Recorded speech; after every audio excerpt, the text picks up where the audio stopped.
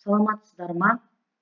Барлығыңызға сәттілік тілеймін. Мен Қоғамды елді мекені нөмір 7 орта мектептің биология және география пәні мұғалімі Тілеуімбетова Сәрсенгүл. Бүгінгі мен әдістемелік нұсқаулығының тақырыбы биология пәнінің оқыту әдістемесі, ізденіс, шеберлік, тәжірибе. Биология тіл табиғат туралы ғылым, тіл табиғат әртүрлі кеңдігі, сондай қазіргі биология бірінен бірі айқын ажыратылатын биология кешенді құрайды. Осыған байланысты оқытылатын әрбір пәннің мақсаты, міндеттері және оқу әдістері болады. Биология оқыту мақсаты қазір мектепте негізінен оқушылардың тәрбиелеу және жалпы оқыту мақсатымен байланысты. Мектепте білім беру мазмұнын қалыптастыруға үлкен маңызы бар мәселенің бірі әлеуметтік жүйелер мен ғылымның жетістіктері болып табылады. Биологияны оқыту әдістемесі бойынша зерттеу нысандары негізінен мектептегі педагогикалық үрдіс болып, ал зерттеу пәні биологиялық пәндер оқыту мен тәрбиелеудің қазіргі таңдағы ең өзекті деген проблема болып табылады. Мектептегі биология пәні мазмұнына қарай оқулықтар мен бағдарламада жақсы сипатталған білім, біліктілік және этикалық көзқарас ұғымдары кіреді. Жалпы мемлекеттік стратегия жеке білімнің дамуына байланысты. Білім берудің тиімділігі және танымдылықты арту мақсатында білім берудің спиральді құрылымы мен мазмұндау ерекшеліктерінің бірі оқушы өзінің көз алдында басты проблемады ұстай отырып, білімдік мәселелерді біртіндеп кеңейте береді. Биология пәні бойынша жүргізілетін тәрбие жұмыстарының міндеттері: тәрбие беру элементтерінің жүйесі, оқушылардың тұлғалық қасиеттерін дамыту жолдары, адамгершілік, патриоттық, эстетикалық тәрбие, биоэтика. Оқушылардың дүниетанымы мен ғылыми негізіне қалыптастыруға мектептегі биологиялық білімнің маңызы зор. Биологиялық білімнің тәрбиелік құндылығы оқушылардың жан-жақты дамуын қамтамасыз етуінде. Жеке тұлғаның жан-жақты қалыптасуына тірі табиғат туралы білімдер үлкен үлес қосады. Биологияны оқыту барысында тәрбие беру элементтерінің жүйесі қазіргі қоғамның жалпы талаптарына сай келеді. Бұл жүйе тәрбиелеудің мынадай элементтерінен тұрады: ғылыми дүниетанымын қалыптастыру, патриоттық тәрбие, еңбек және экологиялық тәрбие, гигиена-жыныстық тәрбие, эстетикалық және әдептілік тәрбие. Биологияны оқыту әдістемесі: мектепте өтілетін пәндерді оқыту және тәрбиелеу процесс туралы ғылым. Методика оқу пәні мазмұнын, оқыту мен тәрбиелеудің формасын, әдісін қарастырады. Методика оқу жұмысына керекті құрал-жабдықтарды анықтайды. Биология пәндерін дұрыс оқыту үшін жақсы жабдықталған бөлме, тірі табиғат бұрышы, мектеп жанында оқу тәжірибе алаңы керек. Биология оқыту методикасы жалпы методика және жеке пәндердің методикасы деп екіге бөлінеді. Жалпы методика лекция түрінде беріледі. Бұл жарастағы пәннің шығу тарихын, алғаш шыққан оқушылар, методиканың даму тарихын, түрлі тәрбиелер, оқыту әдістерін, сабақ, оқу жұмысы ұйымдастыру негізгі формасы. Биологияның арналған сыныптан тыс жұмыстар, биология кабинетін жабдықтау, тірі табиғат бұрышы ұйымдастыру, жабдықтау, мектеп жанындағы оқу тәжірибе алаңын жоспарлау қарастырылады. Мектеп пәнінде биологиялық ұғымдарды дамыту теориясы мен әдістемесі. Жекеленген деректі сыртқы белгілері және қасиеттер жазып, олардың қорыту, жіктеу, эмпирикалық ұғымдарға әкеледі. Оның түсінікпен айырмашылығы шамалы. Бұл деректі жазып алатын білім, ол тек құбылыстардың сипаттауын ғана береді, олардың мәнін ашпайды. Таным тарихында білімдері практика, бірте-бірте теориялық ұғым құрылатын қор болды. Мектептегі биологиялық білім беруде әдетте барлық білім эмпирикалық ұғым қатарына шығарылады.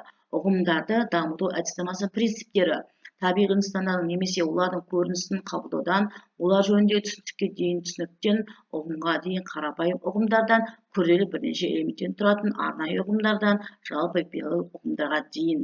Теориялық білімді қалыптастыру жолы: абстрактылықтан нақтылыққа өрлеу, шыңнан шығу. Абстрактылық айқын емес, айқын көрінбейтін, бірақ әйткенменде таным нысанын толық анықтайтын, оның жетілмеген ұрықтық формасының бөлшегі. Сыныпта өткізілетін сабақты ұйымдастыру формасының өзіне тән ерекшеліктері бар. Сыныптағы оқушылардың құрамы тұрақты, жас ерекшеліктері бірдей, бір деңгейлі дайындықтары бар. Әрбір сынып өзіне арналып дайындалған оқу жоспарымен істейді. Оқу жұмыс процесі жеке-жеке бір-бірімен өзара байланыста жүретін сабақтардың оқу барысы белгілі бір ретпен бірінен кейін бірі ауысып отыратын үрдіс. Сабақты бастаудағы басты фигура оқытушы.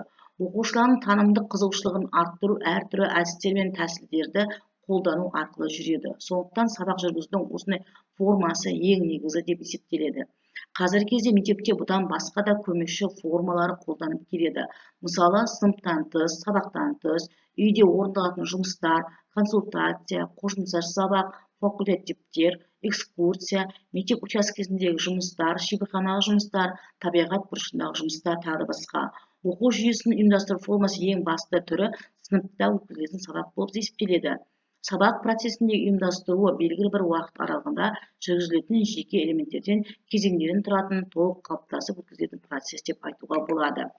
Қысқа түрде жақсы сапалы сабақ берудің басты талаптары мынаған сай болу керек.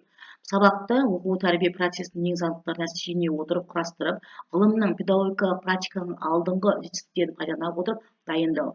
Сабақ барысында дидактикалық принциптер мен ережелердің өзара қатынастарын толық пайдалана отырып іске асыруды қамтамасыз ету. Оқушылардың танымдық қызығушылық жақтарын ескепке ала отырып, оған қолайлы жағдайлар жасау. Пәнаралық байланыстардың артықшылығын белгілеу, анықтау арқылы оқушылардың көзқарасын ұғындыру, жетілдіру. Бұрынғы алған білімдерінің шеберлігіне сүйене отырып, оқушылардың деңгейін жоғарылату. Практикалық білім шеберлігін қалыптастыру және ойлау және іс-әрекетін орындауға дағдыландыру.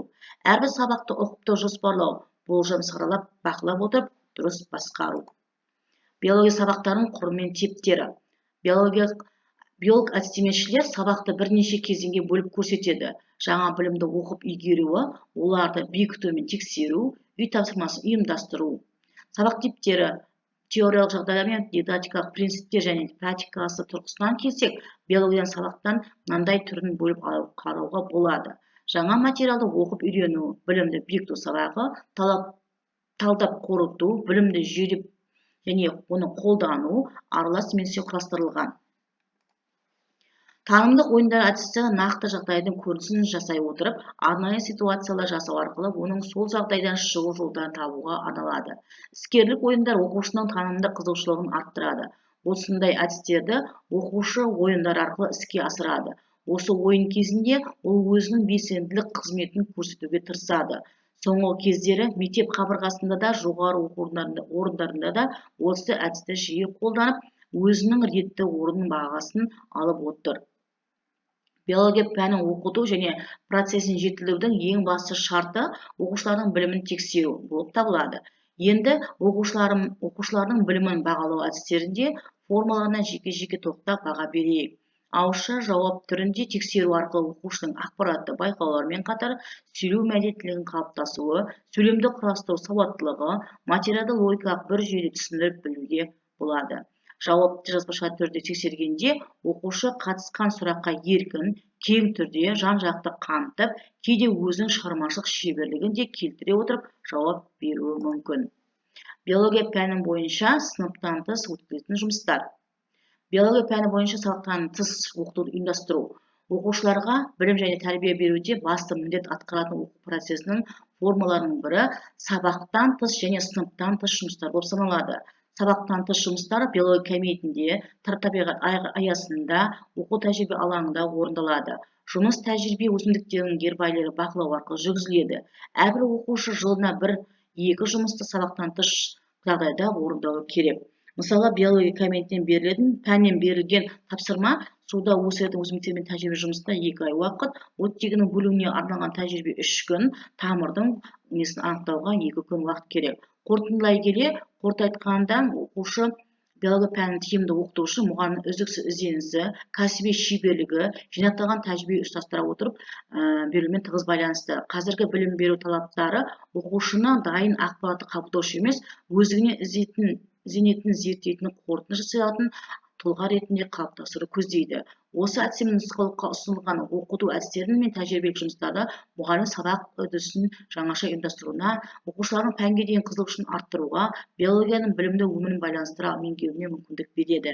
Ізденіске негізделген тапсырмалар, практикалық жұмыстар мен жобалық әрекетте оқушылардың зерттеушілік дағдыларын дамытып, функционалдық сауаттылығын қалыптастырады. Сонымен қатар, мұғалімнің кәсіби дамуы бір реттік емес үнемі жетілуді талап ететін үдеріс. Сондықтан да тәжірибе алмасу, әдістемелік қауымдастықтарға жұмыс істеу, инновациялық технологияны тиімді қолдану биология пәнін оқытудың сапасын арттырудың негізгі кепілі болып табылады.